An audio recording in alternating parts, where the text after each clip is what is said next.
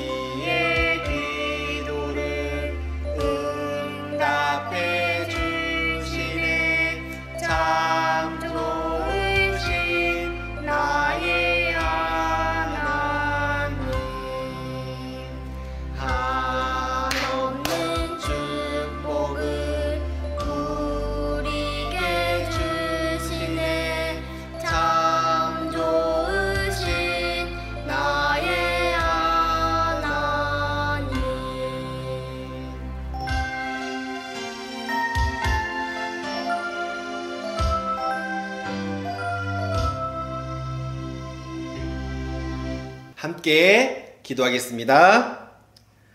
하나님 아버지, 언제나 눈동자와 같이 우리를 사랑으로 지켜주시고 연약한 저희 모습까지 돌봐주심을 감사드립니다. 우리가 살아가는 매일의 모든 순간, 그 순간들이 하나님의 은혜였음을 고백합니다. 부족한 우리들의 입술로 하나님을 찬양하고 경배를 드릴 때 우리의 마음을 기쁘게 받아주세요. 우리가 드리는 이 예배가 단순히 찬양하고 설교를 듣는 시간이 아니라 마음을 다해 하나님께 드리는 진정한 예배가 될 수 있도록 도와주세요. 감사드리며 예수님의 이름으로 기도드립니다. 아멘. 사도신경 하겠습니다. 나는 전능하신 아버지 하나님 천지의 창조주를 믿습니다. 나는 그의 유일하신 아들 우리 주 예수 그리스도를 믿습니다. 그는 성령으로 잉태되어 동정녀 마리아에게서 나시고 본디오 빌라도에게 고난을 받아 십자가에 못 박혀 죽으시고 장사된 지 사흘 만에 죽은 자 가운데서 다시 살아하셨으며 하늘에 오르시어 전능하신 아버지 하나님 우편에 앉아 계시다가 거기로부터 살아있는 자와 죽은 자를 심판하러 오십니다. 나는 성령을 믿으며 거룩한 공교회와 성도가 소리와 성령의 용서받는 것과 몸의 부활과 영생을 믿습니다. 아멘. 하나님 말씀 함께 읽겠습니다. 하나님 말씀은 오늘은 요한복음이에요. 마태, 마가, 누가, 요한. 신약성경 네 번째 책 요한복음 4장 52절과 53절 말씀입니다. 요한복음 4장 52절과 53절 말씀 제가 읽어드리겠습니다. 왕의 신하가 자기 아들이 낳게 된 때를 묻자 하인들은 어제 오후 1시 무렵부터 열이 떨어졌습니다. 라고 대답했습니다. 아이 아버지는 그때가 바로 예수님께서 당신 아들은 살 것이요 라고 말씀하신 그 시각과 정확히 일치한 것을 알고 자기와 그 집의 모든 사람이 예수님을 믿었습니다. 아멘. 신약의 세계에 오신 우리 친구들을 환영합니다. 신약은 누구의 이야기? 바로 예수님의 이야기예요. 예수님께서 우리를 사랑하시어서 어떤 일을 행하셨는가, 그것과 또 제자들이 이 예수님의 사랑을 온 세상에 전파한 이야기가 바로 신약 성경 이야기입니다. 예수님은 이 땅에 오셔서 제자들을 부르시고 많은 사람들을 하나님의 말씀을 가르치셨어요. 그리고 또 놀라운 능력, 하나님의 아들의 능력을 보여주셨어요. 오늘은 특별히 병든 사람들을 고쳐준 이야기를 함께 나눠보도록 하겠습니다. 예수님께서는 병이 든 사람들이 찾아왔을 때 그 병든 사람들을 다 그 병들이 낫게 해 주셨어요. 어떠한 병들을 고치셨는지 그 이야기를 한번 살펴보도록 하겠습니다. 저곳은 갈릴리의 가버나움이라는 그런 동네였어요. 그 동네에 왕의 신하로서 왕을 봉사하고 있는 한 신하가 있었는데 그 신하에 보니까는 아들이 누워 있어요. 왜 누워 있을까요? 큰 병에 걸렸거든요. 심각한 병에 걸려서 죽어가고 있었어요. 너무너무 가슴이 아팠던 이 아빠죠. 왕의 신하이지만 집에서는 저 아이의 아빠였어요.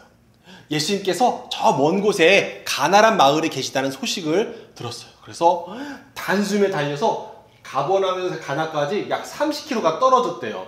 거기에 달려가서 예수님을 찾아갔어요. 그리고 예수님께 자기 아이들의 병을 고쳐달라고 그렇게 말씀하셨어요.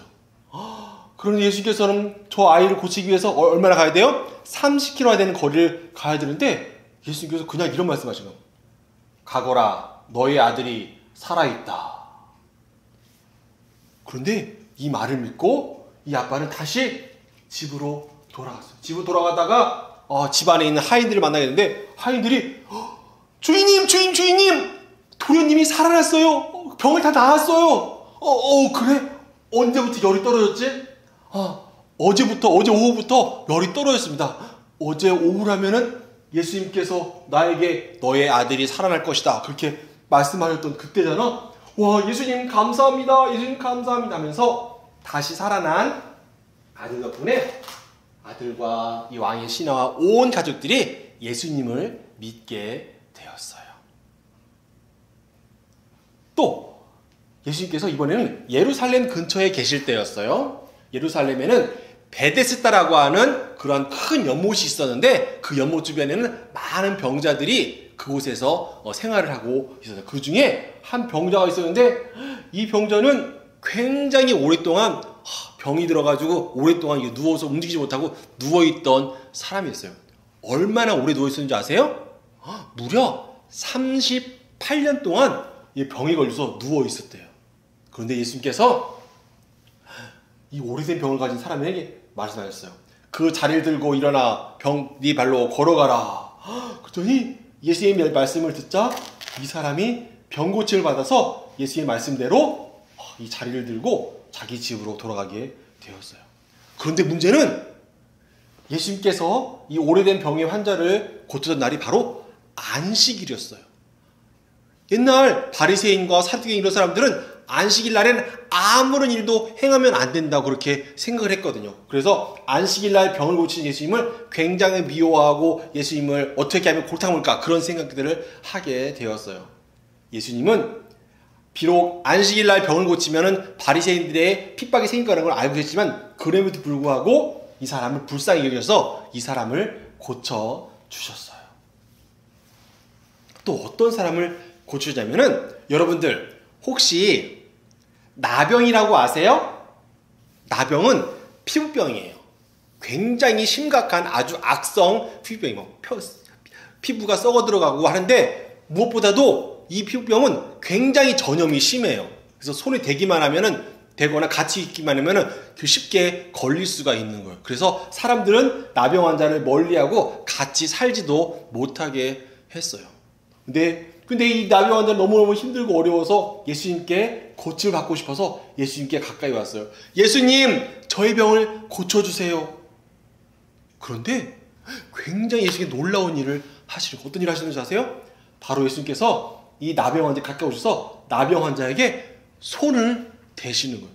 아까 뭐라고 했어요? 나병 환자를 가까이 하면 어떻게 돼요? 금방 전염이 되기 때문에 사람들은 나병 환자를 가까이 하는 걸 굉장히 싫어했는데 예수님은 이 사람을 불쌍히 여겨서 이 사람에게 가까이 와서 만져주시고 이 사람의 나병을 고쳐주셨어요. 예수님께서 말씀하시자 이 사람의 나병이 다 사라지고 건강하고 깨끗한 모습으로 변화가 되었어요. 와, 정말 놀라운 일이에요. 또 한 번은 이런 적도 있었어요. 이곳은 가나안은 아니에요. 어느 예수께서 어떤 집에서 사람들에게 말씀을 가르치고 있었어요. 그러더니 갑자기 한참 말씀을 가르치고 있는데 갑자기 천정에서 후두둑 흙이 막 떨어지는 거예요. 그러더니 천정이 막 무너져 내리면서 커다란 구멍이 생겨요. 무슨 일일까요? 지진이 났나? 그런 게 아니라 바로 어떤 사람들이 한 병자를 데리고 오고 싶었는데 예수님 주변에 사람들이 너무 많아가지고 도저히 예수님께 가까이 갈 수가 없는 거예요. 그래서 옥상에 올라가서 옥상을 뜯어가지고 예수님께 보내려고 했던 거예요. 투둑 뜯어가지고 환자를 예수님께 내려보냈어요. 환자는 움직일 수가 없었지만 환자에게는 환자의 친구들이 있었어요. 환자의 친구들이 저 먼 곳에서 이 친구를 메어가지고 와서 이 친구를 위해서 옥상에 올라가 옥상을 뜯어가지고 친구를 이렇게 예수님께 보낸 거예요. 물론 자기 예수님께 돼 있는데 막 천정이 막 떨어지면 흙도 떨어지고 해서 기분이 나빴을 텐데 예수님은 기분 나빠하지 않고 예수님께서는 이 사람의 친구들의 믿음을 보고 너무너무 기뻐하셨어요. 그래서 이 친구들의 믿음 때문에 이 사람에게 병이 낫도록 예수님께서 이 사람의 병을 고쳐주시고 이 사람은 새 힘을 얻어서 일어나서 건강한 모습으로 살아갈 수 있게 되었습니다. 예수님은 친구들의 믿음 때문에 다른 사람을 고치기도 하셨어요. 이 외에도 큰 열병에 걸린 여인을 고치기도 하시고 눈이 먼 사람을 고쳐주기도 했어요. 정신이 나가서 귀신이 들린 사람들 고쳐주기도 하시고 어떤 사람은 피부가 말아가지고 손가락이 오그라든 그런 사람을 고쳐주기도 하세요. 벙어리를 고쳐주기도 하고 간질 걸린 사람을 고쳐주기도 하고 어떤 사람은 칼에 맞아가지고 귀가 잘라졌는데 그 잘린 귀를 고쳐주기도 하셨어요. 이외에도 셀 수 없을 만큼 엄청나게 많은 일들을 예수님께서는 하셨어요. 예수님은 그만큼 병든 사람들을 보면 가만히 있지 않으셨어요. 약한 사람들을 늘 돌보고 사랑하는 일을 많이 하셨어요. 왜냐하면 예수님께서 예전에 이런 말씀을 하셨거든요. 건강한 사람에게는 의사가 필요 없고 아픈 사람에게 의사가 필요하다 한 것처럼 힘들고 약하고 소외된 사람들, 불쌍한 사람들을 예수님께서는 늘 사랑하셨거든요. 자, 우리 친구들도 예수님처럼 의사가 돼가지고 병든 사람을 고칠 수는 없지만 적어도 우리 친구들 중에 아픈 친구들이 있으면 도와주거나 힘들 때 도와줄 수 있는 살필 수 있는 그런 것들은 할 수가 있어요. 우리 친구들, 여러분 친구들 가운데 우리 주변 가운데 힘들고 어려운 사람들이 있을 때 그냥 지나치지 말고 꼭 할 수 있을 만큼 돕고 그들의 힘이 되어줄 수 있기를 소망합니다. 이것이 바로 예수님의 마음을 우리가 실천하는 그런 모습이에요. 함께 기도하겠습니다. 하나님 감사합니다. 예수님을 이 땅에 보내주셔서 사람들을 부르시고 또한 생명의 말씀을 가르치심을 감사합니다. 그뿐 아니라 하나님의 아들로서 병들고 약한 사람들을 고쳐주신 모습을 또한 우리가 말씀을 통해 배우게 됩니다. 하나님, 우리는 비록 예수님처럼 큰 능력이 있어서 병든 사람들을 고칠 수도 없고 의사 선생님처럼 약들을 통해서 치료를 할 수는 없지만 우리 주변에 우리 친구들 가운데 힘들고 어려운 사람들이 있을 때 내가 도울 수 있을 만큼 그들의 힘이 되어주고 돕고 잘 살피고 사랑할 수 있는 그런 우리 친구들 될 수 있도록 함께 해주세요.